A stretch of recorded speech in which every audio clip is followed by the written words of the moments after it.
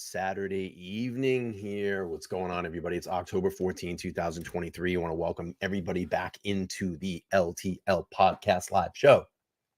Good to see everybody here. Let's see how many cats we can drag in here tonight. Hope everybody's having an amazing Saturday so far. I'm tired. I got home from work about half an hour ago and I am beat, but I'm off the next few days and I plan on doing a lot of streaming for all of you. So stay tuned to all the streams that I'll have coming up here. And I'll get to that super chat in a second. But I want to welcome everybody in. And let me just pull this up really quick. $1.99 from Quicker Than Drawing. Old school friend. Thank you so much. He says, Congo Rats B on the 1 million. Thank you so much. And Quicker, I don't think you knew this. I am doing a giveaway contest of some beautiful designer sunglasses by Marc Jacobs. And you have now been entered into the contest to win those. So maybe something nice for your wife if you win. And if anybody wants to get in on that, any super chat over $1.99 will get you entered in. I'm keeping a ledger here. And for the next, we'll probably run it a week. And then at the end of the week, we will do the drawing, see who wins.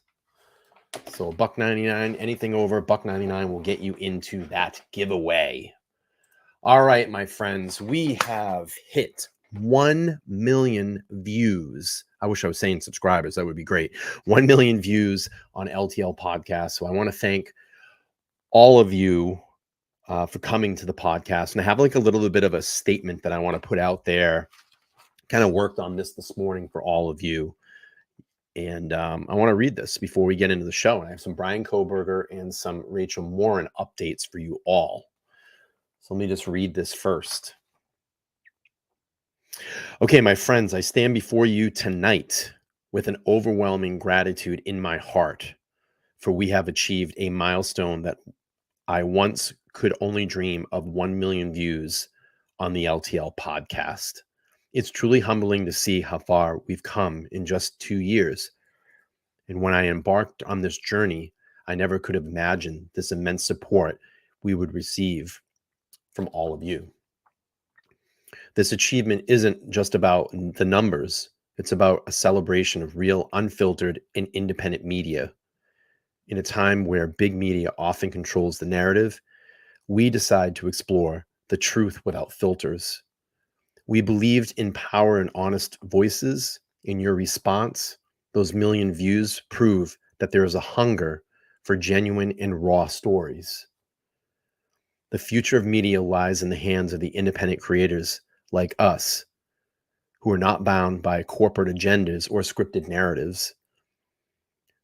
We are the pioneers of the new era, where honesty, transparency, and genuine conversations will reign supreme. Together, we will help shape the landscape of information dissemination, ensuring the diverse perspectives and untold stories for their rightful place in the spotlight.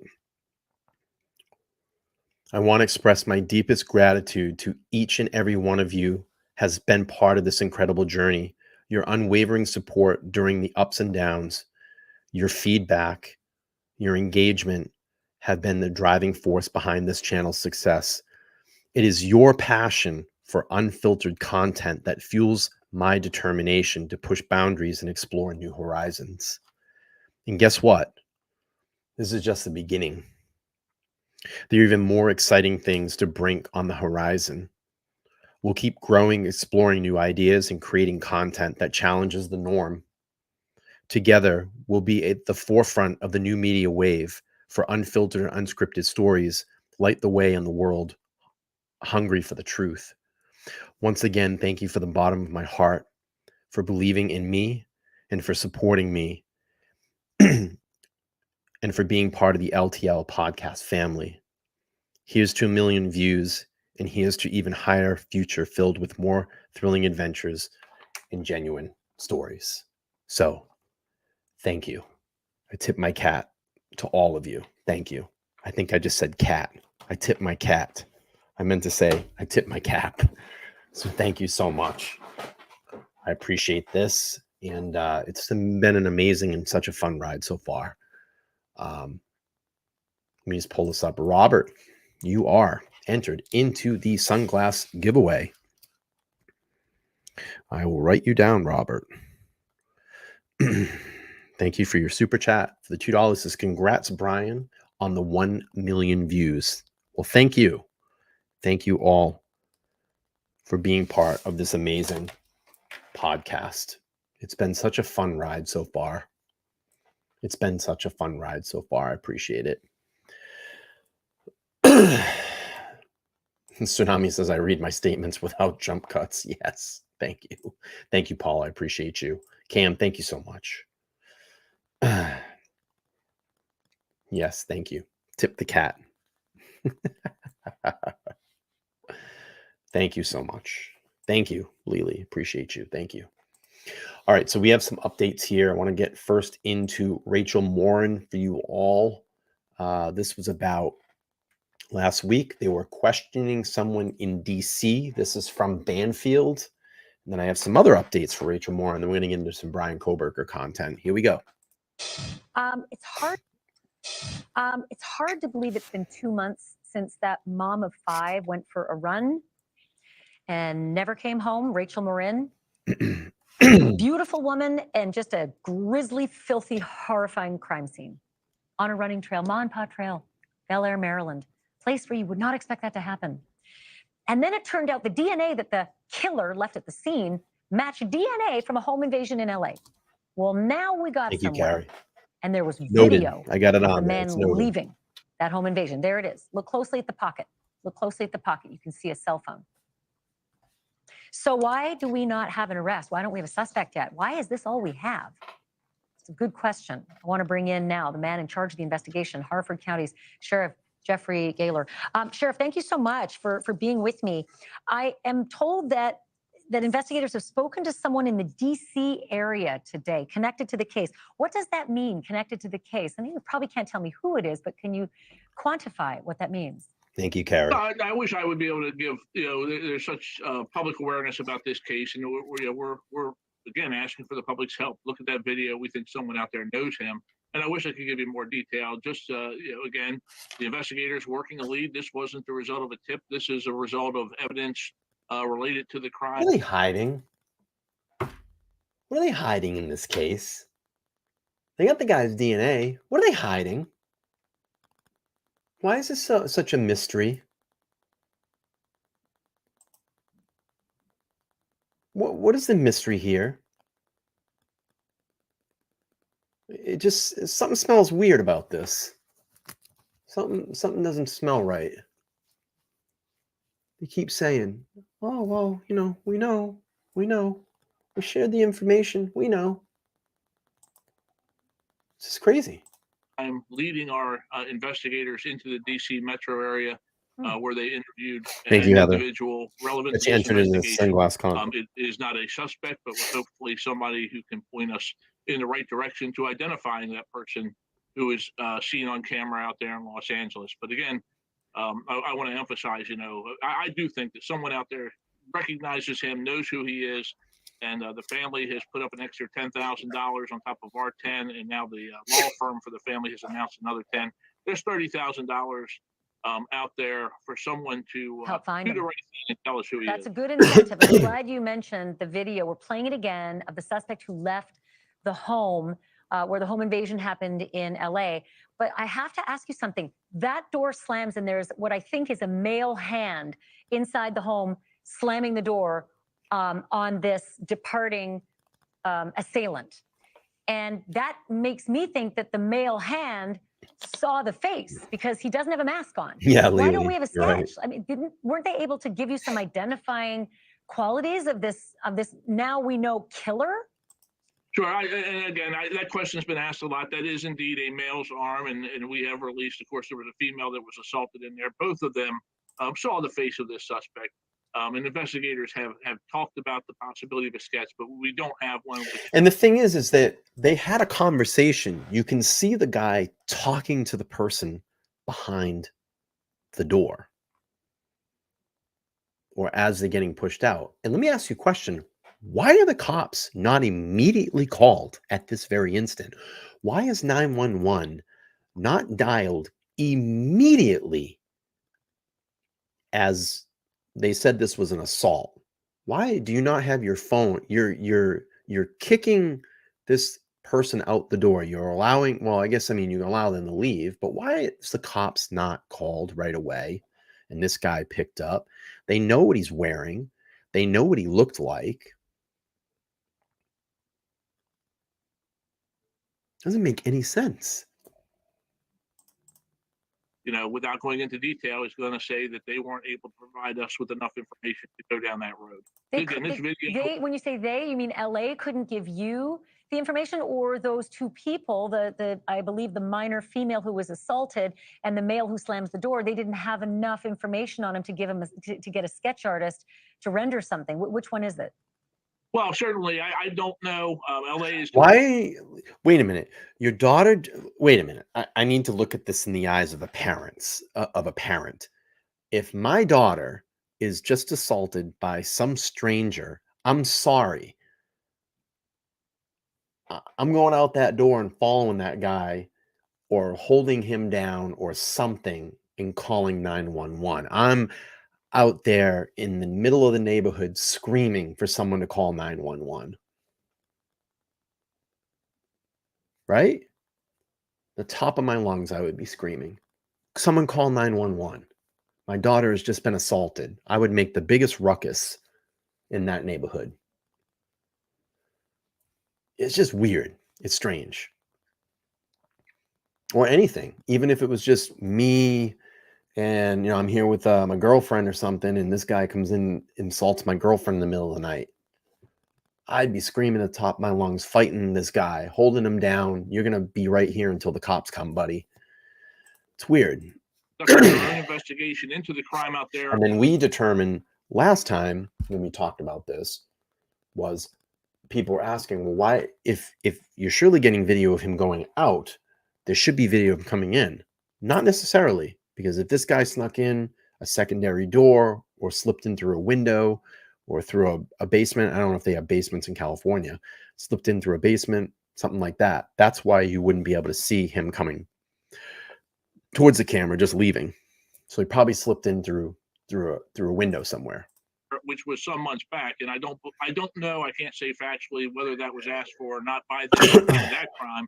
Our investigators traveled to Los Angeles and went to that residence with the Los Angeles Police Department, and those kind of things were pursued as possible investigative leads, but were not able to be developed any further. So we don't have that. I want to help you. I want Sure. that sketch on the air. I want to help you help LA find this guy. But Oh, it is 100%. so hard with such a tiny piece of evidence as that ring cam. We only see the back of him, but we do see a cell phone. He's got a cell phone. So the next question, obviously, in digital forensics, what about matching pings? Whatever pinged in that neighborhood Right. on that night, what pinged in Harford County the day that the evening that Rachel was killed? Aren't there any forensics that match? Right. Well, I would say so far, there's a lot of things that can be done technology and science-wise between technology there, cell phone, other devices, or Thanks, the Karen. DNA, and we are working all those leads. We have a lot of people calling us, letting us know what can be done. Trust me, our investigators know what can be done. We're not releasing the actual investigative details, of course, but trust me, if it's been suggested, it's already been done. I believe you. We're following these leads. I believe you. My only concern, having done this job for way too long, is that he's out there and we've all been told he's going to do it again. And it's been 2 months. So I'm fearful about the next victim. And I know that when there are exigent circumstances like that, you Welcome can in. jump the line in the investigations. Welcome You can in, jump the line in DNA. You can everybody. jump the line in the digital phone ping match. So that's why I'm asking, why don't we have that yet?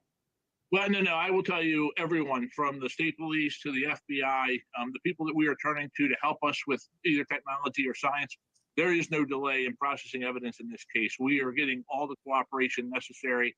It's just that hasn't identified, and none of those leads have taken us to identify that person on that video. And again, although we're following other leads, that video remains our best lead so far. And yeah, you're right. It's not the best video. It's the best we have. But someone out there, also what they see in that picture, knows who that guy is. Thank you for watching. All right. This is the newest and the latest update. Let's see. Heather's asking me, will you be covering the Maya Kowalski case? I haven't done anything on it. I've been wrapped up in so much of Karen Reed. And then, getting Turtle Boy over here. I just haven't had time to look into it. So I'm not sure. That case is actively in court right now. I'll be honest with you, I haven't even looked at it. So I'm not too sure. But thank you for being a 1-month member, Heather. I don't know enough about it, to be honest with you. All right, let's look at Rachel Morin's sister is going to talk. They now are working, I believe, with a criminal profiler to try to get some answers. SJ Howard, thank you so much.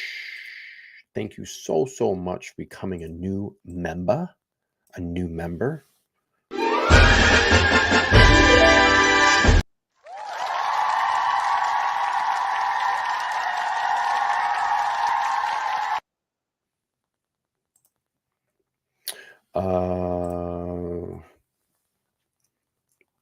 Oh, thank you, Cam. Appreciate it. Thank you. I'll take a look at that. Let's see. I just saw an old friend in here. Emotion VIP. Hello. Sorry I'm late. I just got out of work. Nice to see you. Haven't seen you in a little while. Life gets busy. I understand. Good to see you. All right, let's keep playing through this. We're Rachel shining Morin, our opening statement spotlight on the tragic death of beautiful Rachel Morin. The mother of 5 was discovered along a popular hiking trail almost 2 months ago. Very few details have been released on how she was killed, but authorities have been fielding tips trying to identify this guy, the man in this video. They've said that his DNA was found at a different crime scene back in March at a home invasion in Los Angeles, and that DNA matched the DNA left behind at the crime scene where Rachel was killed. And now police have increased the reward for information leading to that killer's arrest to $30,000. This is all in an effort to get that monster off the streets before he kills again. That's enough for someone to recognize who that person is. The people that know him will recognize him off of his build, off of his walk, off of the haircut. There's people out there who know him. We need to talk to them and get this guy, this monster, off the street. Our investigators are confident. I feel confident that if we cannot locate him and get him removed from whichever community he is hiding in, he will do this again. He has shown an absolute disregard for human life, that he'll go to extremes, as he did in Rachel's case, to to try to hide any evidence of what he has done, and he could be in any neighborhood in this country. And for the very latest on where this investigation stands right now, we have Harford County Sheriff Jeff Gaylor joining us live this morning by phone. Sheriff, good morning to you. Tell us, are you any closer to locating the suspect? Well, I'd love to say nothing else other than yes, we are. I will say we've had some promising developments in some of the evidence. Has led us to additional interviews, and these are not interviews of like witnesses. These are actually interviews on the trail trying to identify this person. The evidence has taken us down to Washington, D.C. Our investigators were down in D.C. last week doing those follow-ups. With those promising, they have potential to be very promising. They also have the potential not to be fruitful. But I stand hopeful, as our community does, that we get the tip or the lead that takes us in the right direction to get this guy off the street. Absolutely, Sheriff. We know you all are hard at work. And you mentioned D.C. We at Court TV also understood that you spoke to someone in Chicago about a lead. What can you tell us about that, please? And again, and I know it's frustrating for listeners, for people who watch the program, that want to know more, and a lot of things in the case don't seem to. That gives you 2 entries into the drawing for the sunglasses. It gives you 2 entries because Carrie put one up for you, and now you've got yours in there. So you have 2 entries. It makes sense. But our investigators do continue to work this diligently, but we don't want to put in jeopardy the case. What I'm going to do is after each show, I'm going to put a spreadsheet together so I get everything correct. So when we run the race, we have all the correct information in there.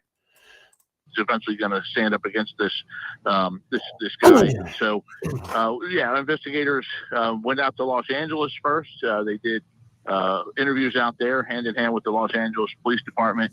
And information that we gathered from out there led us on to Chicago, where our investigators went out there. These are not the sort of things you do over the phone.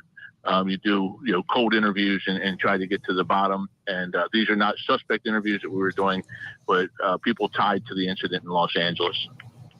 And so the problem is we have DNA at 2 crime scenes that matches, but we don't know the identity of this person whose DNA it is.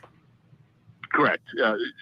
We were very fortunate that in that incident in Los Angeles, the police recovered several pieces of evidence related to their investigation, which is still an open and active investigation by that police department.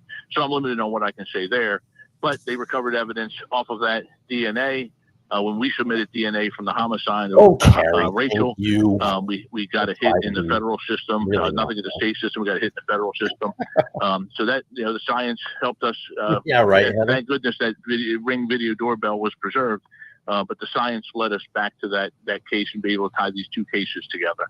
We know you're following up on all the tips. RMtips at harfordsheriff.org is where you can send them in.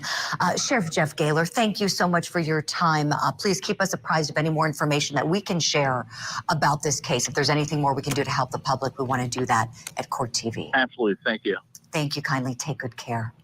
I want to bring in 2 other very special guests this morning. Rachel Morin's sister, Erin Morin Lehman, is joining us this morning. She is alongside our pal here on Opening Statements, the co-host of the... Now, I don't make that statement that I just typed to be offensive. I'm just asking a question. Do you think that he could be an illegal immigrant or a legal migrant? Surviving the survivor. Not trying to offend anybody. I'm just asking a question. It is the reality of our world today. And I thought about that. Maybe he is, maybe this is someone that slipped through the southern border and is now kind of creating a crime spree here. We don't know, For podcast journalist Joel Waldman. Good morning to you both. And Erin, let me just start by saying on behalf of everyone on the Opening Statement show here on Court TV and our network at large, we are so sorry for your loss. And we thank you for coming on to talk about it with us today. Would you take us back? Yeah, so they say that the person that closed the door was a male, that there was a young girl that was there, I believe a minor, that had been assaulted. And this male came in, obviously saw what was happening, and grabbed this guy and pushed him out the door. They say that's a male arm. I always thought it was a female, like an adult pushing him out. Oh, thank you, Motion. I appreciate you. Thank you. Yeah, 1 million. I wish it was 1 million subscribers. That would be great. We'll get there maybe someday in 25 years.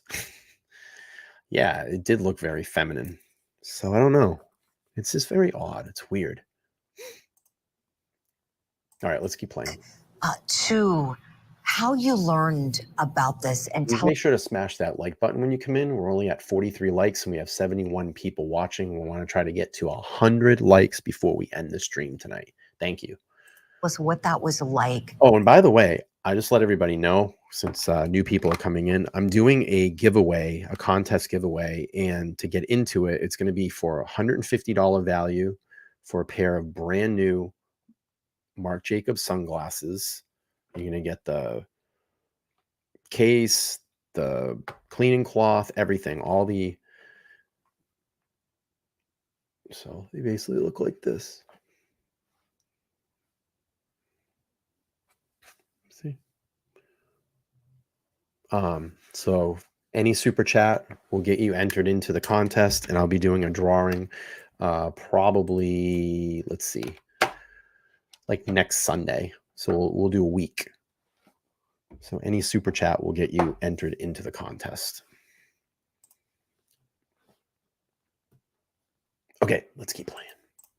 For you, please. I was actually on vacation, not in town, and saw the Facebook post of Rachel, her being missing. And at first glance, I just was like, well, no, she probably just, You're in the contest. was out Motion. late Thank the you so night much for before, 20. and she'll I come home. appreciate it. And then immediately, my stomach just got sick, and I was like, no, this is serious. So when we returned from vacation immediately Robert, that Sunday another entry morning in. on August Robert. 6th, I went Appreciate to the you. Mahapaw Trail Robert has 2 in. to go Thank you. look for her. Thank you so much. By the time I got there, it was already, police were there. It was already a crime scene. So I just had to sit there and wait about 45 minutes for the investigator to come, talk to us. So. Erin, we're so sorry. It's like a nightmare. It's like you've been living a nightmare. Totally. I understand that your family has enlisted the help of a criminal profiler to try to help you solve this case. Would you tell us about any leads that you've discovered through that work? With her, we're able to write up a flyer, and we actually went canvassing through the neighborhood and businesses locally to pass the flyer around, to try to give some ideas of tips of who this guy might be, different traits, personalities. Then we discovered canvassing the neighborhood that there were some Hispanic communities that did not know this story was even happening. So we got it rewritten in Spanish. And again, we went out canvassing to make everybody aware and alert. Oh, thanks, Allie. That's really nice. Thank you. Allie says, I like the fact that you are just who you, I like the fact that you are just who you are, maybe that, and don't change for the channel just for likes. Great job. Thank you, Allie. John Clark with a 1122 super chat. John, that will get you into the contest for the sunglasses as well. We're going to do that drawing probably next Sunday.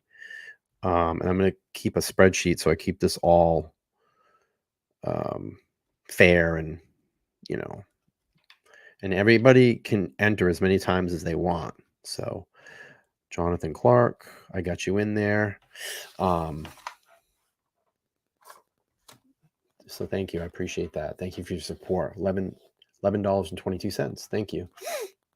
And yeah, you know what? We just, like I said before, I just let the audience guide LTL. You're the viewers, and I let you all guide me. I listen to my audience. And if there's something that you like, I will continue to do it. If there's something that you don't like, then we won't do it. You know, we'll move on. If there's something you want me to look into, I'll try to do my best, you know. But, you know, I've always said this is a community channel. It's a community channel. We're all involved here. You take the time out of your day to come here, you know, night after night after night, if you choose to do that and spend time with us, you know, sometimes 2 hours a night. So I appreciate that. I really do. And I am who I am, you know. I'm a free and open person. I will not be controlled. I'm tired of that. And I'm going to do what I want to do. And I'm going to talk about what I want to talk about. And I'm going to, thanks, John, appreciate that. And I'm going to have on my show who I want to have on my show. That's it. If you don't like it, I don't know what to tell you. Then you can just hit the unsubscribe button. You don't have to follow me anymore. But if you want to be here and be productive with us and hang out, that's fine. You know, we want that. We want that. So yeah, we're all LTL family. Thank you. If you haven't heard my speech after the stream ends tonight, I said I would go back and listen to what I said beginning the stream. All right, let's keep playing through this and get to some Kohberger stuff. Be cautious of their surroundings, and that any tip, no matter how small, how they might think it's insignificant, could be a key factor to the missing persons in this case. We hope that any information will lead in the right place and lead to justice for your family and for Rachel, of course, Aaron. Joel Waldman, I want to bring you in on this, please. You have been following this case closely since its inception, and we know that police believe that Rachel could have been randomly attacked while she was out on this trail. I'm curious, through your research and all the digging that you've done, thank you. Appreciate it. Does that seem to be the case to you, Joel? Good morning, Julie, and obviously our heartfelt condolences to Aaron and the rest of her family. It does appear to be random from all accounts right now. There does not appear to be any connection, and I've been talking to family members, and I'm going to have Aaron's brother Nate on the show today at 5 p.m. Eastern time. We're going to talk to him extensively, as well as Rachel's, the father of Rachel's older children. But yeah, they're just very upset. They're very JD Huss says, I didn't win the tote, but I feel lucky today. So I'm in to win the shades. Awesome. I'm going to get you in there. Thank you, JD. I appreciate it. I don't think you're on here yet, but you are now. And I will make sure to add you to my spreadsheet.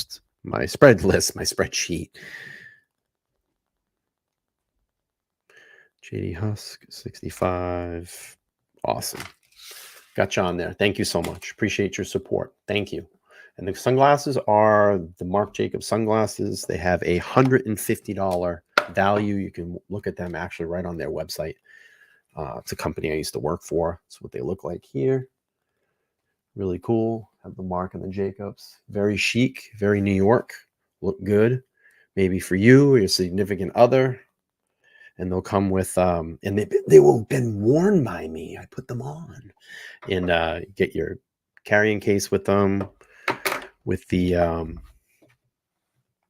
you know, the, what do they call this? To clean them. The cleaning wipe. So we got all that. It's got you in there. Well, Carrie, you're going to look good because I got the white ones going out to you.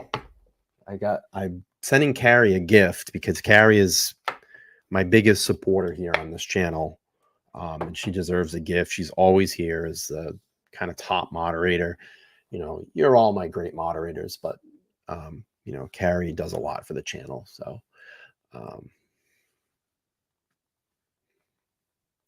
but we're going to get her the white ones. And Carrie, when you get them, we want to see a brand new updated avatar. So we can see you with your sunglasses on. You'll have to update us or send us a picture so I can post it or show everybody with you having them on. Yeah, we're going to get Robert in there again. Robert's got 2 entries. Actually, he's got 3 entries in there. That's awesome. Thank you, Robert. Cool.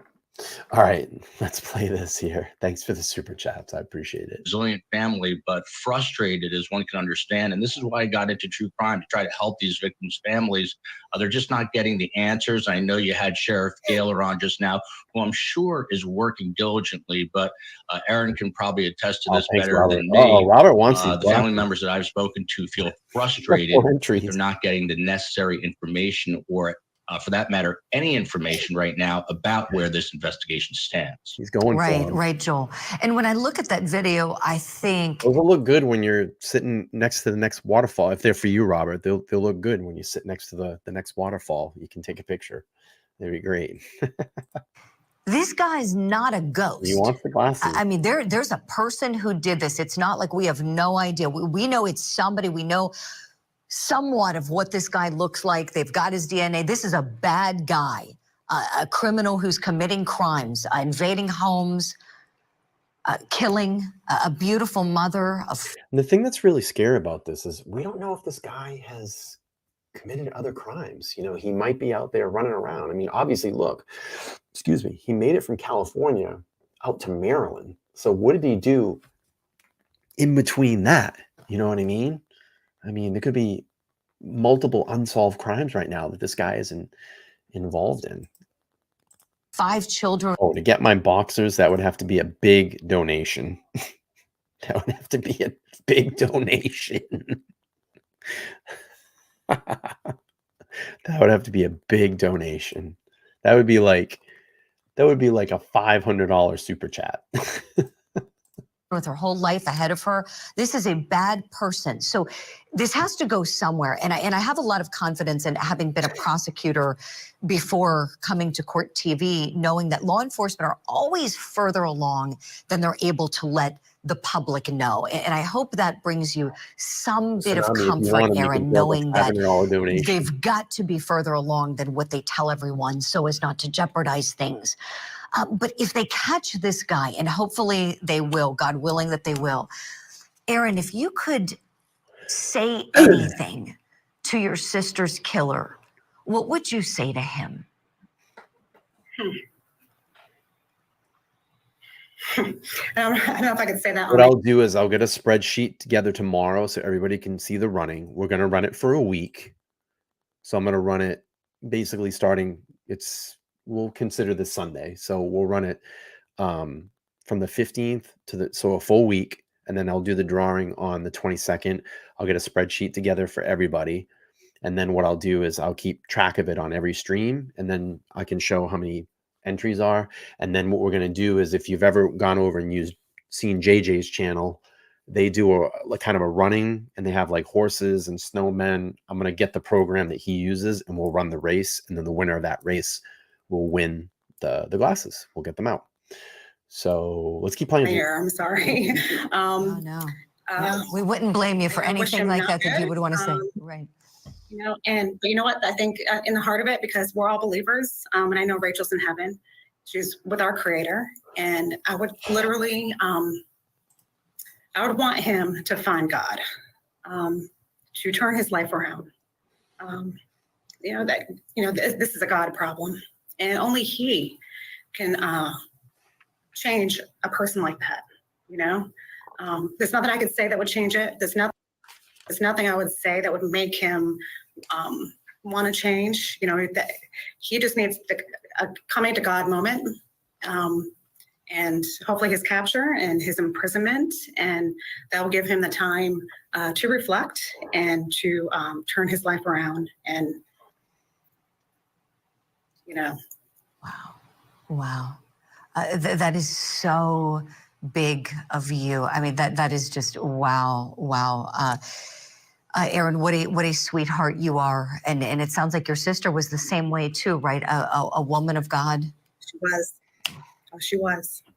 Big heart, beautiful soul, and yeah, she'll be missed. Most definitely, and certainly not forgotten. Funny. Joel Waldman, you're one of those people keeping Rachel Morin's memory alive. I know that you're doing a special show tonight. I wanted to ask you about it. You mentioned a little bit, but tell us more. 5 o'clock today? Carrie, you're in the running for the Yeah, black. so I'm going to be interviewing Aaron's brother, Nate, who has not done any interviews up to this point, at 5 p.m. on our YouTube channel. And the podcast is called Surviving the Survivors. So please join us for that, as well as Rachel's, the father of her older children, Matt McMahon. And a couple of the things that they've talked to me about, are is a doorbell video that was gathered, believe it or not, according to Nate. Investigators did not ask for that doorbell video around the hiking trail till about 1 month into the investigation, and they promised it would be, analyzed and finished by now, but they have not gotten word. So that is a question they have for authorities, as well as where does a cell tower evidence stand? And Nate has had a very difficult few years. He lost his wife to cancer. He just lost his baby, and I believe, and Aaron could corroborate this, but his baby had a funeral, died of SIDS just a day before Rachel's death. So they've been through hell and back, and they're trying to deal with everything. And we're going to go, in depth for. Oh, that's terrible. Bella says, I can't use my cards in here. Got hacked a few months ago. Need to change password, security, etc. I cannot do any transactions at this time. Hackers got me during my travels in England. Oh, I'm so sorry. Oh, it's the worst. Close to 2 hours, so we can speak to this family. And we also have Doug McGregor, the geoprofiler, who helps locate people using a very scientific method. So it should be a fascinating show. Oh, absolutely. I will be watching. And I'm so glad that you two have been able to find each other. Sometimes through tragedy, really great people are able to find each other. So Aaron and Joe, I know you'll stay in close contact. Thank you both so much for being on this morning here on Opening Statements. Uh-oh, everybody's going now. It is one of Court TV. Raining super chats tonight. Maybe I should do more late night streams. I'm just kidding. Motion VIP again with a 5. I appreciate that, Motion. Thank you. That's going to get you 2 entries in. Carrie's giving 1 out for Bella. I got 2 in there for her now. I'm keeping track. I'm keeping track of that track. Thank you. Thank you for the super chats. I appreciate it. Let's go. I love it. Let's go. All right. So that's Rachel Morin updates. That's the Rachel Morin updates. All right. Let's do this. So from Court TV. Court TV. We know that just recently Steve Gonzalez came out and says, you guys are funny.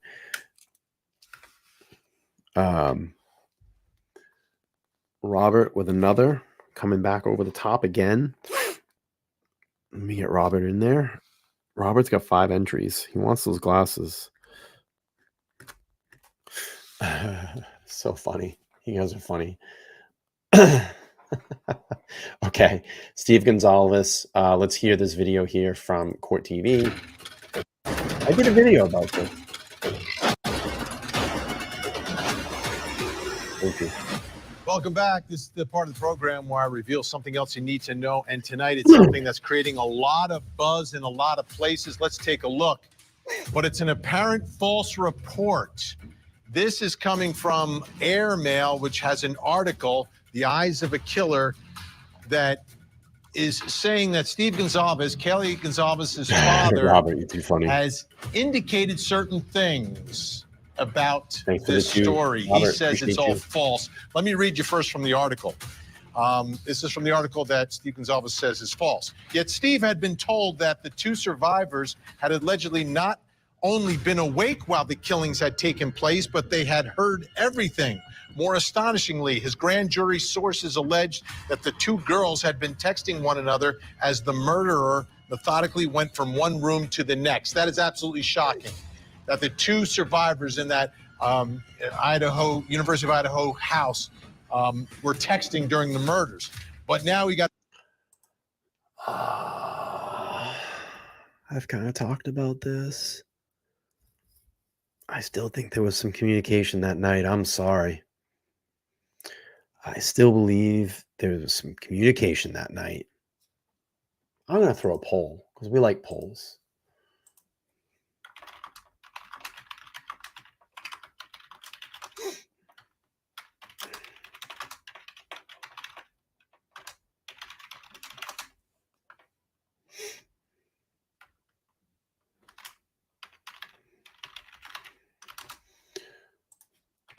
All right, poll at the top. Poll at the top. Thank you, Dina. Get you in for another one in there. Into the contest. Dina's got 2 entries. Awesome. Thank you so much. Poll at the top. Poll at the top. Debbie. Let's see. Debbie says, oh my God, I just got timed out over at XXX. I know I don't want to hear it, but only said wishing you both the best. I remember him being on your show and you had his back. Another had turned on you. Listen, if people want to talk about me, they can talk about me all they want. It's fine. You know, I know what I've done for all the people that have come on my panel. I've treated everybody with respect. I don't know if it's like jealousy or why these people are so particularly angry at this situation. I have said this over and over and over and over and over and over again, and I'm getting really tired of explaining it. That's why I'm dumping these people, because I'm tired of being controlled. Here's the thing that everybody has to understand.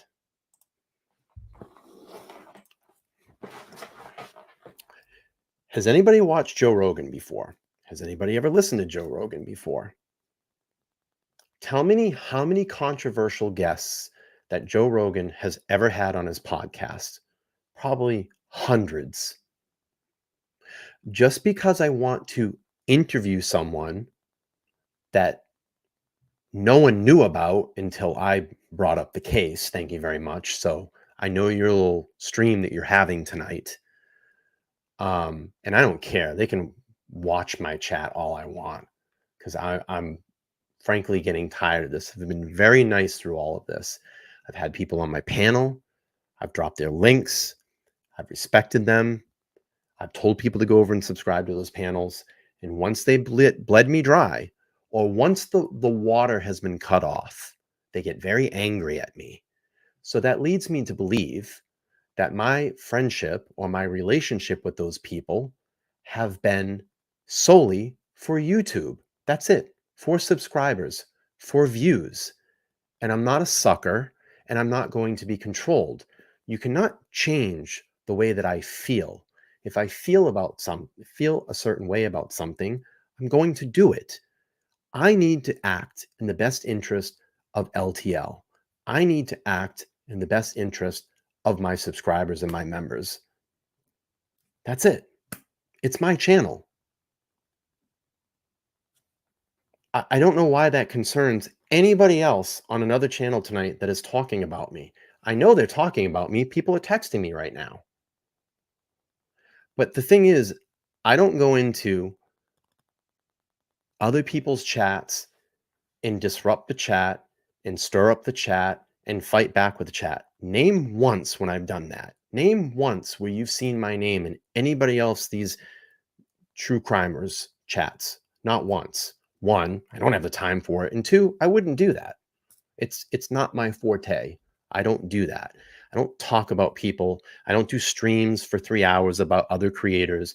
It's not my forte. It's just not my business. I feel like we have many other creative things that we could be doing here. I don't get it. So now what am I going to get talked about for a week? Because I severed a relationship, because you're basically piggybacking off my content.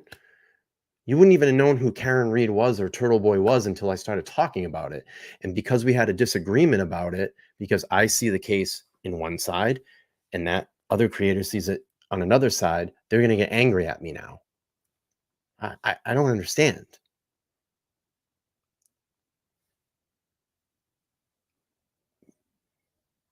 There's like 3 questions I want to ask Turtle Boy when he comes on the show. 1, what got you majorly involved in this case? 2, what do you feel that you found out during this investigation? And 3, tell us about everything so far. I don't know what is so hard about that. It's not like I'm getting intertwined and I'm going to live my life in harmony and hold hands and be buddies and handshake. I want to have a guest on my show. I'm allowed to do that. I'm allowed to have anybody on I want. If I feel that it can bring something to the case that we're covering, and we know that Turtle Boy is a huge element in this story, we want to hear from him. There's nothing wrong with that. There's nothing wrong with having a guest on and letting them talk. But the thing that irritates me is, and I see this, because I do see this, some people come here and they play my side, and then some people go there and play that side. It's fine. But I'm getting tired of explaining myself. I'm getting tired of explaining it. If people want to sit and waste time and talk shit about me, it just shows you who they really are. When have I ever been here and bashed people or talked bad about them? You want to hear something? Here. This is how nice I've been about it. And I normally don't read private conversations. I'm not going to read the responses. But I'll read my text. And I'm sorry, I haven't seen any of the chats.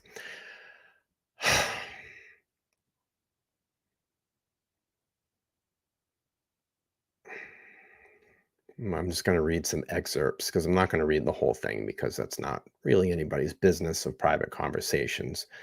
Let's see. Here.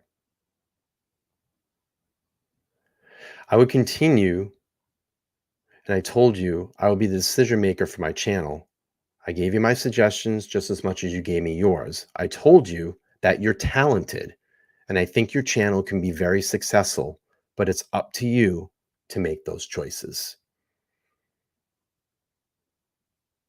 You can thank me for being very kind, treating you with respect, allowing you on my panel, dropping your link to your channel at free will, promoting your channel. Tell me I'm wrong. All I care about every night when I go live is putting together the best show that I can and serve my audience. YouTube is not an overnight success. It takes a long time to build that audience, learn from mistakes and successes, and get the loyal following.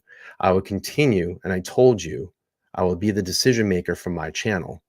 I give you my suggestions just as you gave me yours, and I told you that you're talented, and I think that your channel can be very successful, but it's up to you to make those choices. And I stand by that. I think he's a very talented person.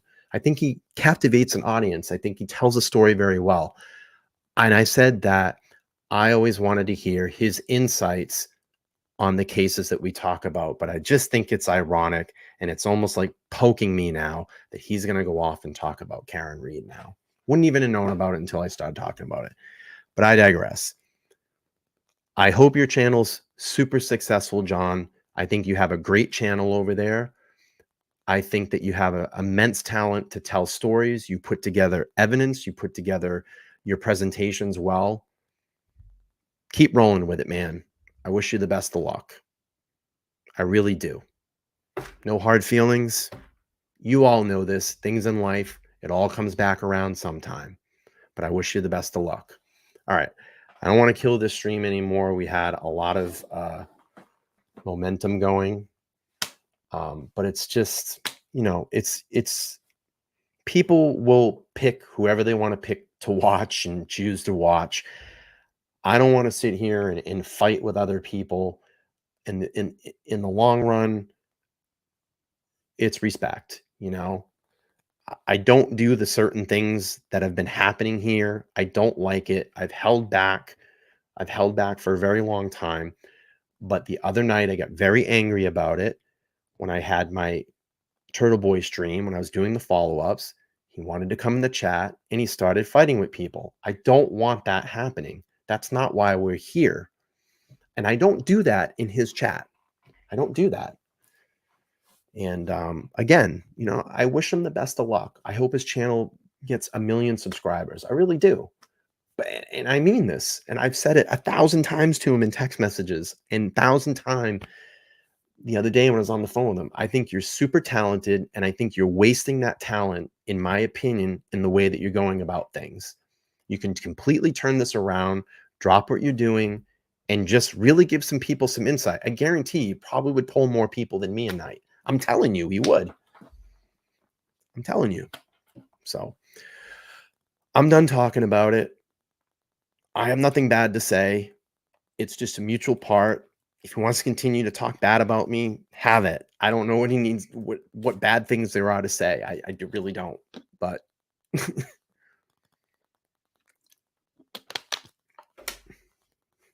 that's it. I'm done with that. Let's move on with the stream. So we know Steve Gonzalez came out the other day, talked about this article from Howard Blum, was very upset. We'll keep playing. Got a statement from the Gonzalez's family. As is common in these situations, people try to make money off of the dead. It's a free world, and people can write and say pretty much anything they want these days. Most of the time, my family and I just ignore the chatter and the noise, but lines have to be drawn somewhere. I was recently sent an article on airmail by Howard Blum describing Kaylee apparently quoting me and completely making up a fictional story about FBI letters, etc. Mr.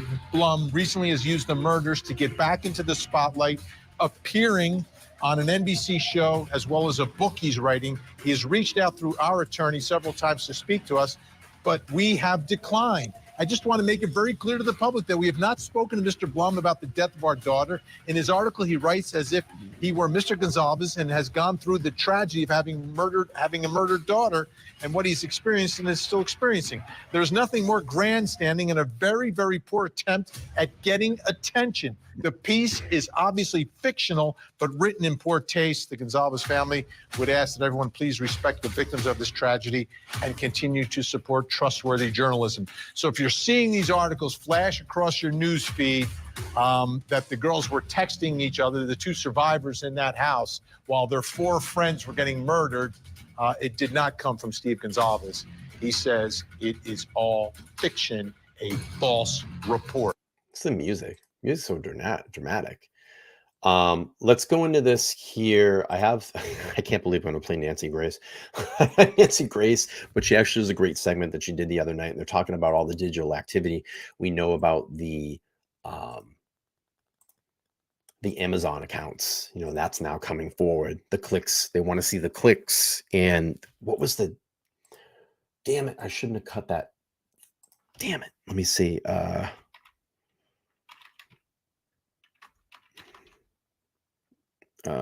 Let's see, Bryan Kohberger. Let's see, Court TV. Well, they saw that he was clicking on knives, searching knives and K-bar knives.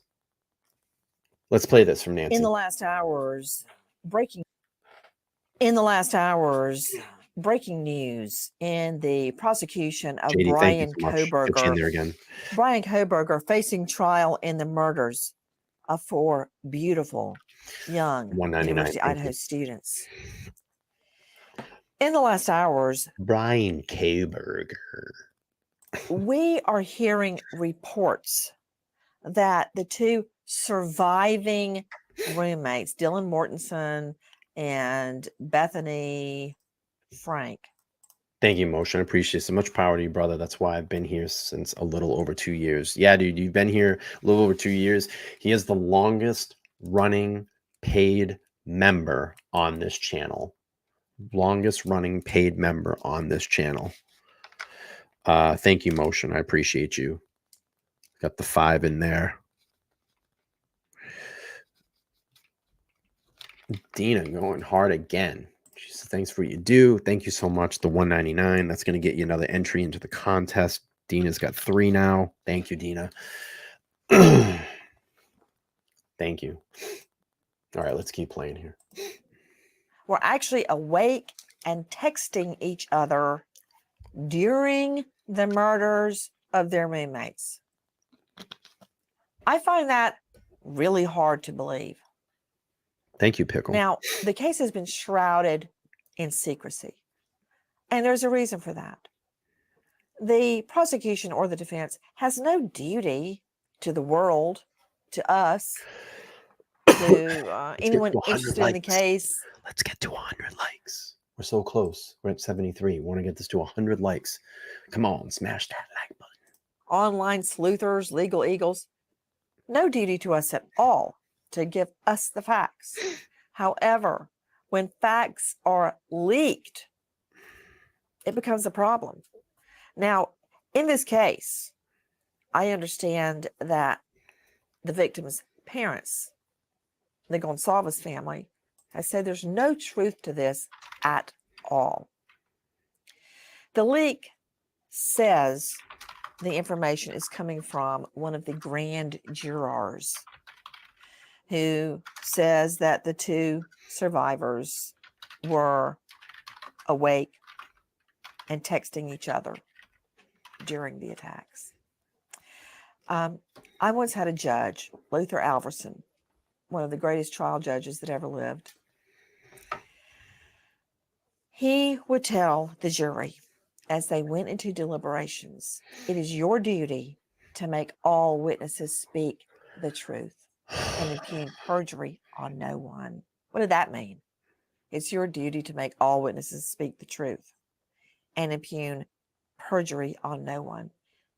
It's your duty, jurors, to try to make sense of what you're hearing and go into it believing everyone is telling the truth, even if they're seemingly inconsistent. The reason why I've always thought that, they were at least texting was, and I thought this was because it said by the physical downloads, the forensic downloads of BF and DM's phone told us the time that gave us an estimate. I don't know the exact language, but gave us an estimated time of what time the crimes were committed. And when Laura was on my panel like 4 or 5 months ago, and that's the Xana stream that we had, and it made a lot of sense. I said, I think they were texting. They had to have been texting, like saying, hey, what's going on? Did you hear that? What's going on? Maybe a couple of phone calls. What's going on up there? I've always felt that. And maybe that's something that they're hiding. Maybe that's something they don't want out. But I always thought that there had to have been some type of texting. We had about 90 people in here right now. If you could smash that like button, we'd like to get to 100 likes by the end of the stream. All right, let's keep playing here. Did you give 2, Carrie, for Victorine? Did you give 2?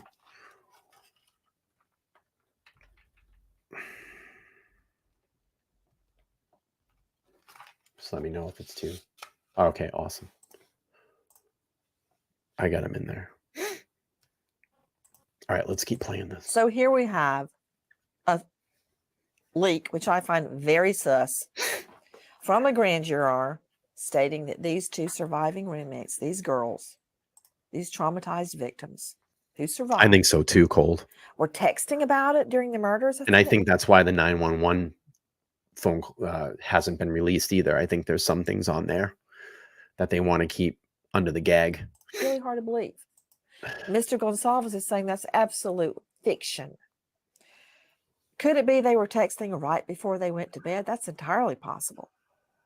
This will all be sorted out when this case ever goes to trial. But I want to talk about something else we've learned. We have learned that the state is doubling down on Amazon orders. Amazon orders by Bryan Kohberger, particularly when he ordered the knife and sheath 7 months prior to the murders. They don't just want that order or the information or the picture that Amazon presents of what you're ordering. They want it all. They want a meal kit. They want every click.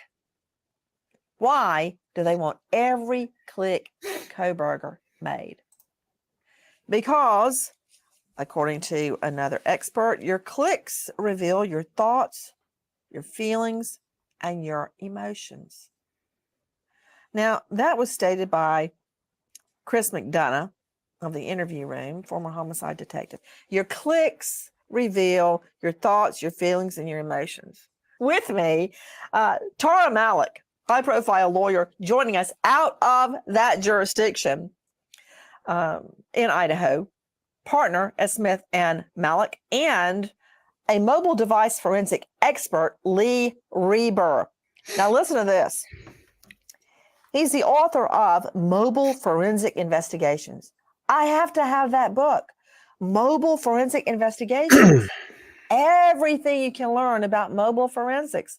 We're talking about stingray devices that cops use that just like get a huge data dump. You know, they drive through your neighborhood and they're picking up all this information on a portable stingray device. It's amazing. Everything. How close are we to 100 likes? We're at 83. 83 right now. 83 likes. We want to get to 100. You need 17 more. Let's smash that like button. Yeah, about your car nav system, your phone, your laptop, your Sirius XM. Yes, Sirius pitches a fit. They fight it tooth and claw, but their information about when you turn on your Sirius radio in your car, even what you're listening to, can be subpoenaed. They fight it, but they will be forced to hand it over if it exists. Between Tara and Lee, we're going to figure something out. We're going to do it right now. First of all, where should I start? Tara Malik, the click reveals your thoughts, feelings, and emotions. I thought that I actually laughed when Chris McDonough said that, but he's right. McDonough was right. Your clicks reveal your thoughts, your feelings, and your emotions. Yeah, I think he's exactly right. I mean, this, and in particular with the Kohberger situation, I can see exactly why the prosecution wants to know what he was browsing on the internet and what he was looking for on Amazon. He ended up buying a knife on Amazon, the sheath that was found at the scene of the crime. It's that K-bar knife that's been talked about, I think, pretty exhaustively in all sorts of media and reports. We want to know what he was buying. Is he looking at dark clothing? Is he looking at face coverings? That would corroborate parts of the prosecution's theory of the case, and as well as corroborate one of the witnesses one of the roommates who was still alive, who saw a masked intruder coming in. So they're trying to connect the dots and figure out. Coming in? You mean leaving? What is she talking about? Coming in? She didn't see him come in. Saw him leaving. Why? What you talk about, Willis? What all is out there, and is there information in his Amazon searches in the products that he was browsing and looking at that are similar to the facts they know and they can elicit and get out from other witnesses as well? Yes. Tara Malik, now I know why you're a high-profile lawyer. That was a mouthful, and I mean that. She couldn't even get the case right. She just said she saw him come in. No, she saw him leaving. Good way, and right on point. To be a great trial lawyer, you have to marshal your thoughts. And I remember when I would write appeal. So Rogues asked, how does someone gift you a membership to a channel you don't even watch? What do you mean? What happened? On this channel? Thank you, Cater. I appreciate you. Thank you. Yeah, we're gonna keep rolling here. All right, let's keep playing this. And when I make arguments to the jury, I'd say, okay, 1, 2, 3, and 4 happened. Let's talk about 1. 1 is true. A lot of shape right now. It's so bad. I've gained like 15 pounds in the last month. It's terrible. Oh, because 2, 3, 4, and 5. My stomach 2 is true because 5, 6, 7, 8. You have to be methodical in your presentation because it can get very confusing. Okay, Lee Reber, I want to talk about the clicks. How do they see the clicks? Not just what you ordered and the date you ordered it. We know he ordered the knife and the sheath together from Amazon. Oh, and they're also fighting for PayPal. Wait, not PayPal. They're fighting for Apple. Yeah, it may be PayPal. They're fighting for all of his purchases and all of his clicks. I mean, Lee Reber, what do we find out? He's clicking for surveillance equipment or for, downloading spy software on his colleagues' phones or I their think you are, laptops. Robert. We don't You have know 7. what they're finding. According to my count, you have 7. Yeah, Nancy, if you think about it, Amazon, I mean, your own personal experience, you go to Oh, Amazon glasses. and you see recently viewed, Entry right? It number shows on the 7. bottom Thank the you, sir. recently viewed item. Appreciate You might not have purchased it, but you went and, you went to either that page, you viewed it. You might have searched for it. It might give you some that are related to that. And then, so it's not just your purchases, right? It's your Cindy wants browsing, another really entry. the history. So And they you go can back see to, everything that Cindy's you got even 2. looked at. I mean, of course Thank they you. can. Wait a minute. For the Because when you're $1.99. buying Thank you. something on Amazon, and I don't mean to pick on Amazon, it's just easy. It's a good example. They show you your browsing It's history. So if they can pull up your browsing history, certainly a team of forensics experts like yourself can pull up your browsing history, right? Yeah, for sure. I mean, that's it. Whatever you see on the screen obviously is going to be available digitally. If you search, if you're going to send a search warrant and it gets that, the browsing history, what was purchased. Oh my God. Think of, even another website, a case that I worked where they happened to purchase duct tape, a shovel, and zip ties. Oh, wait. I just went into prosecution heaven. What? Who? What? Right? It was. Yeah, it was on a Walmart, and it just happened to be on their phone. Wait. Stop. Number one, slow down. Okay. The rest of us are just mere mortals, Lee Reber. Your case, what did you find? Yeah. It was a search history on a mobile device. They used a browser. They went to Walmart.com and happened to, search for a shovel, duct tape, and zip ties. You know how happy you just made me. And so it was a murder case, right? It was. And it just so happened that that's what was utilized, obviously at the crime scene. But, it really comes down to everyone's habits. We all use, internet. We all do browsing. And then now you go and you take with, say, the text messages or, within a vehicle, the infotainment 100% just saying that's a really great point. There's so much. I'm going to stop this real quick. She says, he or she says, just saying, I do forensic accounting by reviewing 2 credit card statements. A pattern emerges. I can tell you that if someone is cheating, what they eat, where they go, patterns do reveal a deal. It's funny, it's that's how like the algorithms were working on like Facebook and stuff, and how these adverts algorithms are working. They knew like what time you would get up. They knew literally like when you would go to the bathroom, when you would brush your teeth, when you would be to the gym, and they would line up. And that's why all those ads hit you at like a certain time, like they'll know like you're going to the bathroom, you're getting ready to go to the bathroom. It'll pull up, if you pull up your phone, maybe toilet paper advertisement will come up. And it got so good. The algorithms are so good, they can predict your next move. I remember one time I was listening to Tim Pool and talking about the algorithms, and there was a study that figured like the things that you were clicking on. So like, let's say like you ate tacos and you voted for Obama, you voted for Trump, or whatever it is, you drink Poland Springs water, it would somehow lead you to you wanting to buy black jeans. Like, it's crazy the things that they can come up with. JD Husk again with another entry says, I meant Mr. Robert, apologies, now come get some. So I'm going to give JD Husk another entry into the glasses. That's number 4. All right, let's get through this here. Digital evidence. Wait. You just reminded me of something. Yeah.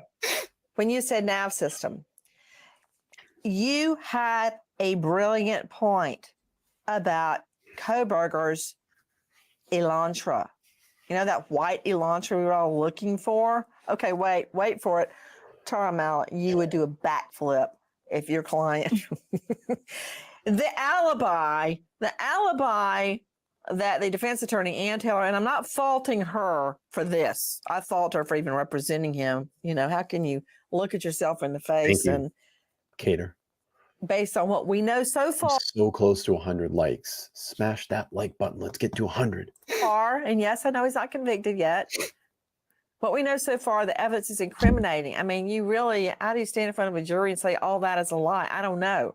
But that said, she's put out an alibi, and the alibi is driving around. Bryan Kohberger likes to take long drives alone at night. Alone, operative word alone, Tara, because otherwise he'd have to pull up a witness. Goes, yeah, we go on long drives at night. So there's no witness. That's convenient, Tara, isn't it? Oh, so convenient. Really, really convenient. I mean, I think and it has to be late at night, Tara Malik, because if it were during business hours, then, you know, he might stop at a 7-Eleven or a Crystal and get a hamburger. Right. No, it's got to be in the early morning hours where everything's closed. So conveniently, there are no witnesses. Yeah, I think, you know, as far as alibis go, that may be the weakest one I've ever heard. It's an alibi. You know, generally you'll see it in situations where it's like this person was over, you know, at a family party. Here are the 10 witnesses that can testify that he was over at this family party. Not, you know, his alibi is here. His alibi corroborates part of the state's theory of the case, which is Kohberger was on the move. You know, now he's not going to say he was on the move towards the house to commit these crimes, but you're corroborating the part where it's, yes, he was driving around in a car around town. I mean, it's not like he was unavailable doing something else. I would say there's a witness. The witness is the nav system. You know, that is going to be utilized to show that type of travel. You know, I want to talk about not only the nav system, but the searches, why the clicks are so important. But on the nav system, Lee Reber, you gave me a very interesting and probative, in other words, it proves something, fact. You stated that that you knew for a fact the 2000 Elantra, all the way back to 2011 has the nav system, navigation system. Why do I care? Yeah, I think it's important because you know, we all have, or if you've utilized a navigation. Dude, his fucking eyes are scary. I'm saying that dude's fucking eyes are fucking scary. Important because look at that. That fucking dude's eyes are fucking scary. Look at that. That dude's eyes are fucking scary. Yeah, I think it's important because you know, we all have, or if you've utilized a navigational system within a car, right? You put a starting point, end point. However, if you don't do that, you ever watched your car just driving along? You haven't put anything in there. Well, it's actually tracking that. It actually can show where you've stopped. It has the computer that's within those cars can show the speed that you've been driving. No problem, motion. So to be honest, if he doesn't even have his phone, right? Supposedly, you know, he turned his phone off, which is again quite odd. But now you're not able to go and turn that off within the tracking system within the vehicle. So I think it's incredible evidence if they have pulled that data from those vehicles. The nav system shows everywhere you go, everywhere you stop, but it also shows, as we learned in the prosecution of Alex Murdaugh, it shows when you open your door, your car door, when you put the car in park, when you put the car in drive. Because remember, guys, when the state was putting up the navigational system investigation work product, the state broke it down. Creighton Waters broke it down minute by minute. Okay, he says he was here, he left, he went to his mother, and then the murders occurred. Waters broke down minute by minute.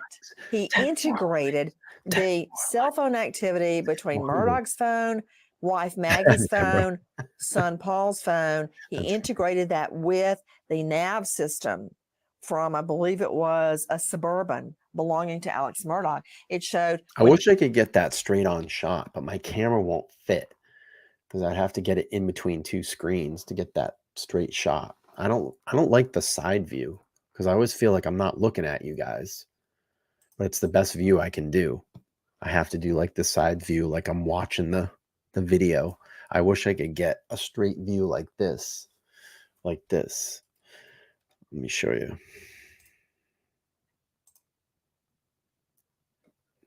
Like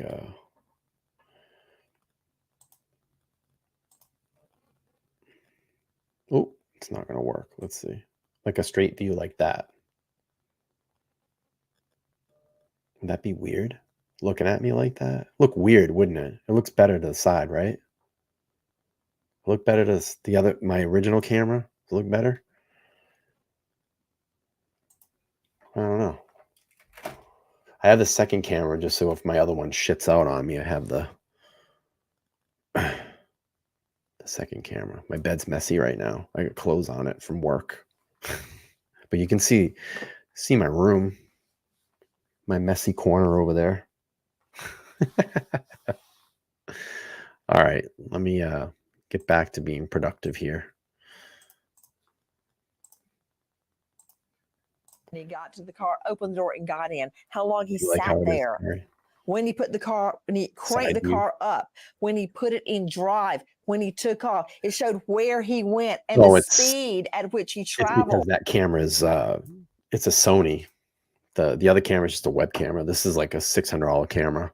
Dina, you got you in another let's see. I got you into another drawing for the thing. Oh no, my thing's all blowing up. What's going on in IG? Let's see.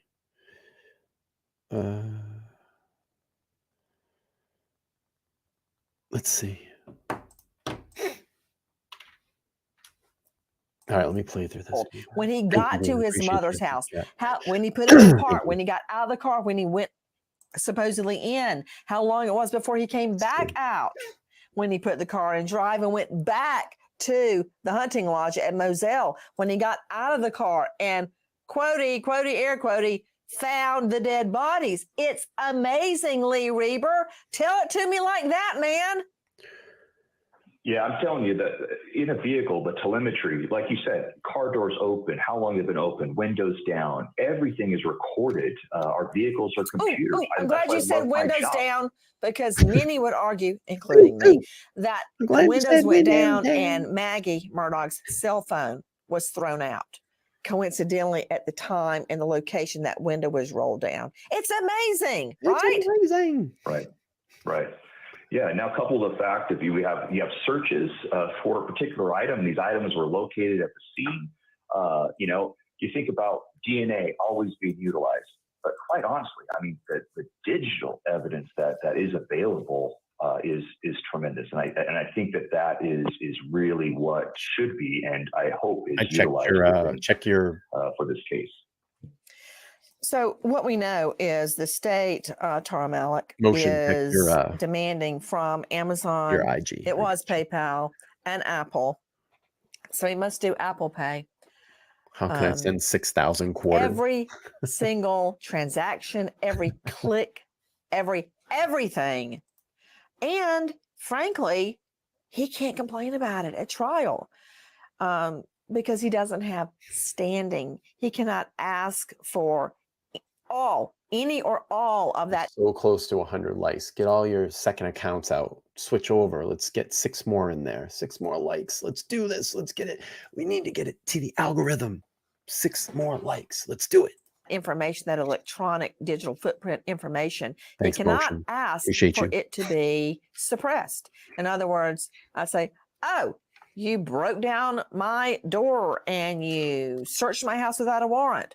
Well, I have legal term standing because Carrie's it's my leaving. house and my privacy under the 4th Amendment that you violated, cops. But here, they're getting the information from Amazon, Apple, and PayPal. That he doesn't have standing. Right, exactly right. Not only does he not have standing to to contest it, but really he doesn't have any expectation of privacy. I mean, he has opened the door by utilizing those different devices, by utilizing Apple, by utilizing, Amazon.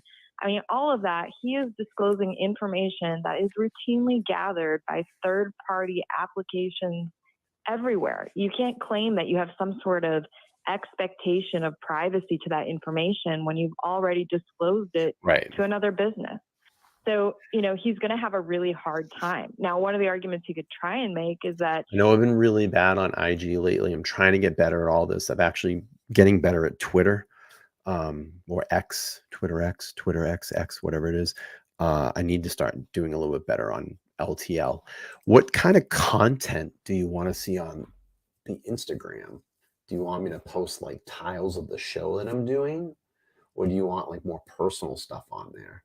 Because I don't know, maybe it's just probably keep it professional, more, podcast related stuff to the channel. I don't know. I really haven't decided what I want to do with it yet. But if anybody needs to reach me, they can message me through Instagram if they need to direct message me. And what I'd love to do at some point is, I think you can do group chats in there. I'd love to do a moderator chat in there, just with all my moderators. So if my moderators can connect with me on Instagram, maybe we can do a moderator chat. My IG is LTL.podcast. All right, let's keep playing through. We got about another 7 minutes or so. It doesn't fall within the scope of discovery, which, the scope of discovery is anything that could be relevant, that could lead to... Here's the thing, Kat. Paula, I'm sorry. I've tried doing that before, and it literally went into bedlam. It just got very toxic, and I just couldn't handle it. We tried doing it through the Discord. We had a great Discord, and then a bunch of people wanted to come in there and try to ruin it for everybody, and they did. And I got sick of it, and I shut it down. So I'll do like one-on-one chats, but my moderators, I'll do them because I do a group chat because I know them. We talk, and it sucks because a lot of people just ruined it. Yep, they completely ruined it. And it just caused too much. All right, let's keep playing here. Evidence that would be admissible, at trial. And that might be an argument that he could try and go down, but I think that's really far-fetched too, because this is clearly information that could be relevant and could be admissible at trial. I don't see how it wouldn't be. Not only is it showing us what he's thinking at the time, but it could be helpful to showing what his motive was, what his plan was, what his strategy on how to commit these crimes was. So, I really think that there's no position that he can take here, like you said, to prevent the state from going after and obtaining this evidence on any of those grounds at all. So that's coming into evidence. I will say this. I've been connecting more with you, a lot of you over IG. So it's been very nice to see your lives and get to know you a little bit more. That's pretty cool. So that's nice. I appreciate that. Let's see. What is Carrie in Motion up to? Carrie, I'll send you the details on email. I try to do my best to reply. I'm sorry. Example of why I'm so interested in all of his clicks. I try to do my best. How do I know what videos he downloaded? We all remember the case of the beautiful young mom, Anna Walsh. Instagram, IG. Her husband said she caught a flight for work on New Year's morning. Okay. Well, there was no record of her ever catching. It's another Massachusetts case right here. Another Massachusetts case.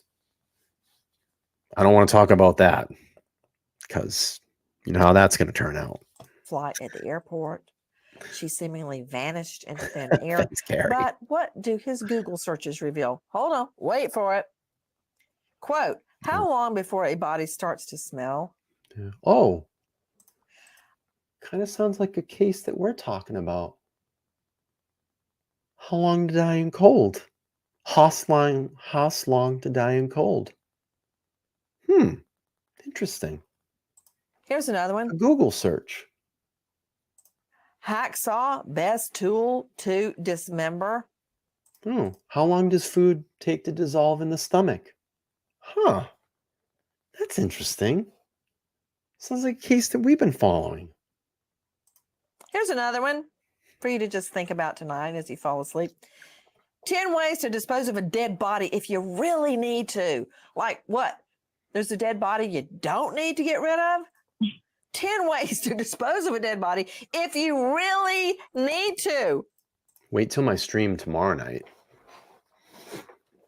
That one's going to really throw you for a loop. Okay, let's let that just sink in. 100 How likes. long till a dead body Thank starts you. to smell? Appreciate you. That's why I want to know his Google Got searches. 100 likes. So, how difficult is it, Lee Reber? Of course, everybody tries to delete. I have texts that are like 5 years old still. Lee Reber, how difficult is it to really delete something? I mean, can you delete things like that? How long does it take for a dead body to begin to How smell? long to die in cold? I mean, if you hit delete, doesn't it just go in the delete file? Yeah, I mean, if you have their computer, obviously you can have the searches and you'll be able to locate the searches on the computer relatively easy. If you don't have the computer, Google is probably the best location or the best way because everyone uses Google, and Google loves to store all your information so they can sell you ads.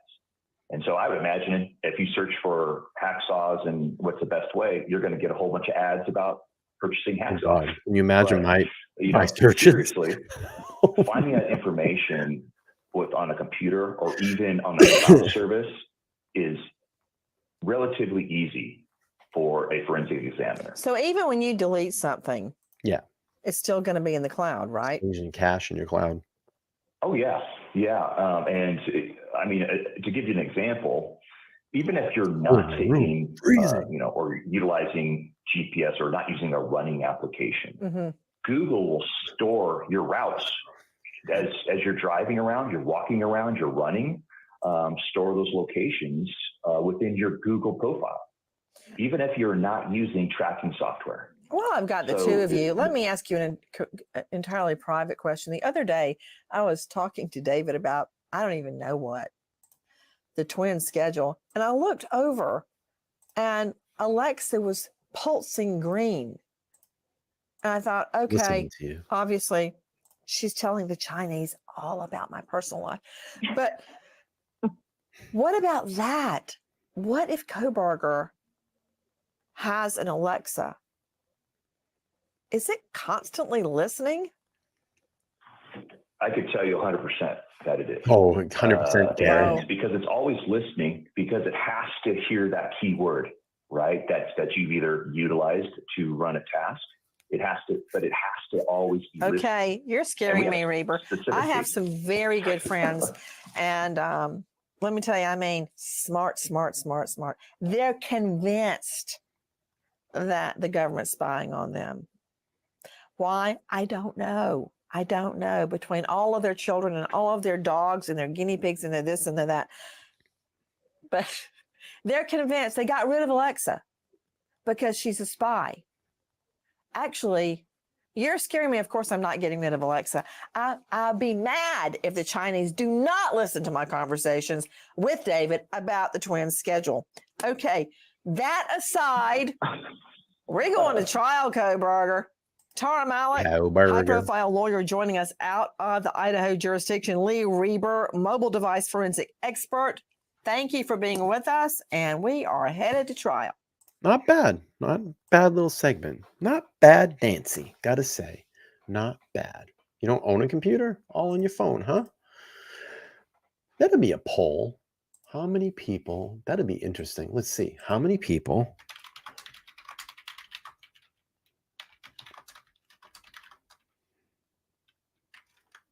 Let's see, real quick before we leave.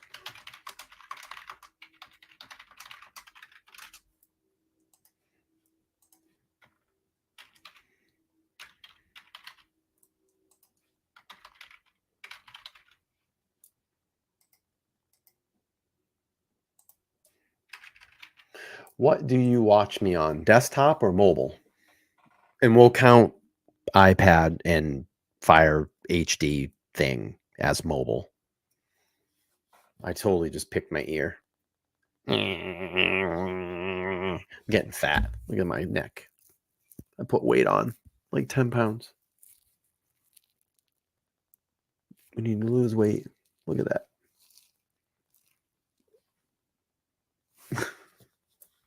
TV on your wall. Oh, okay. Maybe I should have put TV. I always forget. Oh, I'm so out of shape right now. It's not even funny. My belly. It's hard at an older age now. I hate it. I can see my double chins come back. That's why when that girl said to me the other day, "You look like you've gained weight," I did. I put like 10 pounds back on. I need to start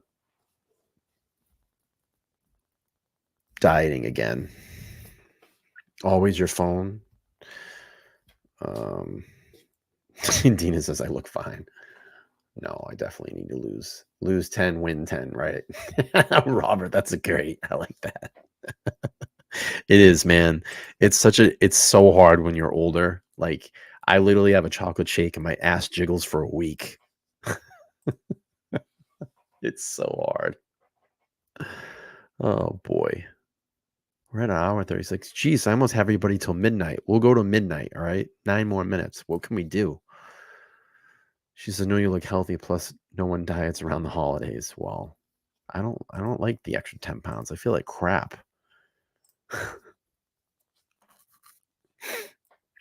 What can we do?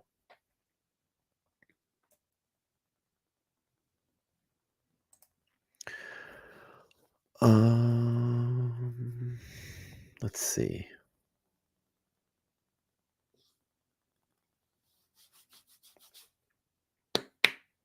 You have any questions for me?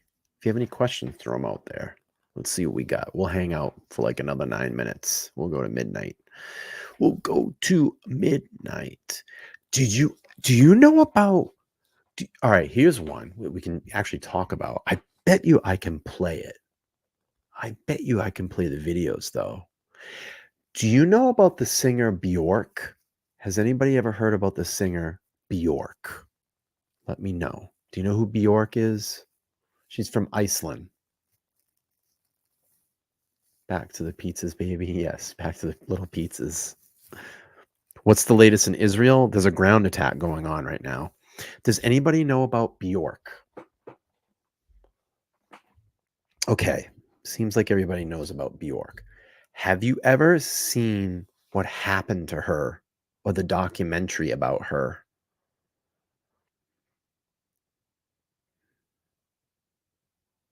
Paul says no. Yes, I know Bjork and her talker. Maybe the stalker. You know about the stalker? Does everybody know about the stalker? Oh, dude. So there was a guy. This is nuts. This was back in maybe the 90s. I don't think I'm going to be able to play it though. His name was Ricardo Lopez.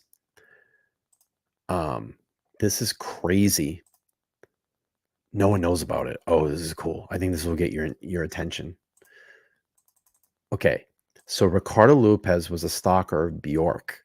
Yeah, this was back in the 90s. This fucking guy made a video diary about stalking her, and then he built a device to blow her up and literally went to the post office and delivered it, and then went into this psychotic rage where he like shaved his eyebrows off, his hair off. He started writing shit on the walls of his apartment, and then the package got intercepted. It was very close to getting to her, and this dude ended up taking his life, blew his brains out, and he videotaped it, the whole thing. You can watch the whole thing on. Someone took the video. He did a video diary for like a week, and someone took the video and cut it up into like the best parts, I guess. And it's crazy. There's a documentary about it. If anybody wants to read about this, I don't think I'll be able to play the documentary, but I'll leave the wiki if you want to read about it. On September 12th, 1996, Lopez mailed a letter bomb rigged with sulfuric acid to Bjork's residence in London, then returned home, recorded a final video diary explaining his motives, and then ending the film with his S by gunshot. Hollywood police found his body and videos 4 days later after his death. They contacted Metro Police, who intercepted the package. Bjork was unharmed. Yeah, it's nuts. Let me see if I can find something really quick. And I remember they did a documentary about it, and the guy was fucking insane at the end. Like, totally insane. Let me see. Yeah, there's the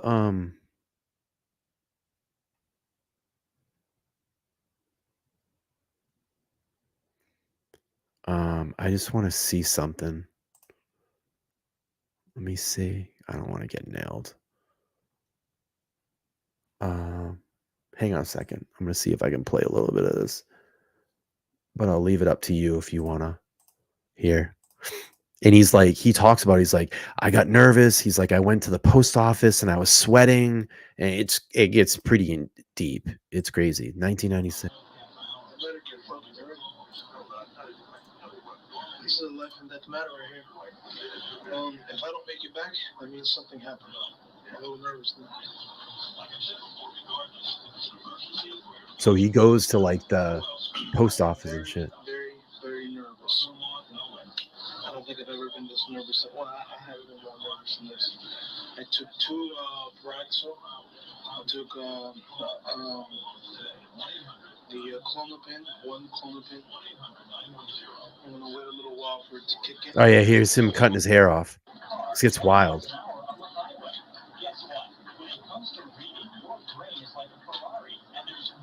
Yeah, remember this great thing? There was a documentary that came out about it. It was nuts.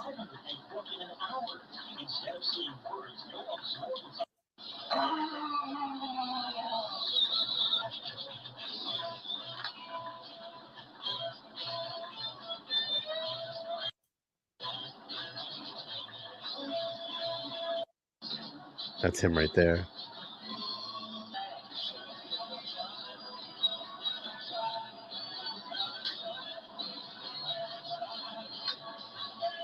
And he like painted his face red and stuff. It was weird.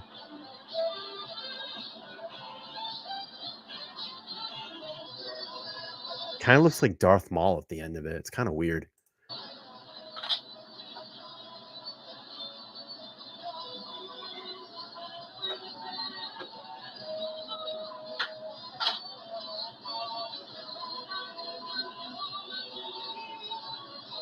But it's odd. It's bizarre.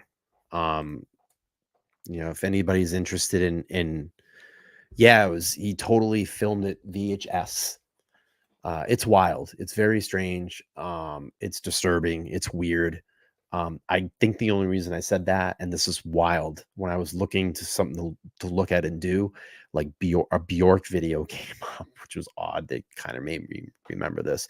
But if you want to look into it, like I said, I dropped the wiki link. You can seek that out. I don't think I'm going to be able to play the videos. It gets pretty wild. It's pretty crazy. But I don't know. Maybe we'll take I just got limited. Yeah, they nailed me on it. Damn it. Oh, I totally just got limited on that. Damn it. I knew that was going to happen. Yeah, I won't be able to play that. But essentially what he did at the end, I believe he set painting canvases behind him and took a pistol, and you know what he did. And the video, they show it. Like, I've seen the unfiltered video. It's pretty brutal. When was it like the dawning of like LimeWire and stuff, you know, all that crap. Damn it, I got nailed. That sucks. All right, we got about a minute till midnight. I knew that was going to happen too. Hope I get it back. Oh, they're all leaving my channel. I lost some subscribers tonight. Oh well. Tomorrow night we're going to talk about Chelsea Grim. And I'm probably going to do something during the day tomorrow because I have the next 2 days off and then I work 6 days in a row. But the cool thing about it is that most of my shifts are only till like 6:30, so I'll be able to do night shows this week. Let's see. Motions, if you're in Dallas area, let me know so I can give you a tour of probably the test drive in our new Ferrari 812 Superfast. Dude, that's sick. Do you own like a rental car place, or what do you do? Are you a rental guy? You don't have to type in the chat. If you want to just message me on IG, you can. If you don't want to let everybody know. Is that your business? That'd be dope. I've never driven in a Ferrari in my life. Love to. Marketing sales assistant. That's awesome. I've never done that. You can show me where Anthony Farrah's old office was.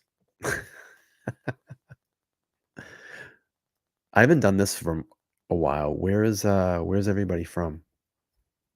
I know you're still a subscriber, Cindy. It's fine. It's a handful of people. They'll come back. Where's everybody from? I haven't done that in a while. Let's see where everybody's from. New York. Oh, wow, Paula. Is that where you live currently, Paula? You're close to me. Field trip to Dallas. Nova Scotia. Yes. Minneapolis, Scotland. Scotland in the house. Nice. Pittsburgh, Texas, Dallas. Upstate New York, Tennessee. Oh, Seattle. I'm in New Jersey. I grew up in Connecticut. Long Island, Cleveland, Ohio, Texas, Minnesota, or Mississippi or Minnesota, Steve. Long Island, East Coast of Australia. Wow, look at that. Australia again. Perth. Perth is beautiful. Boise, Idaho. Wow.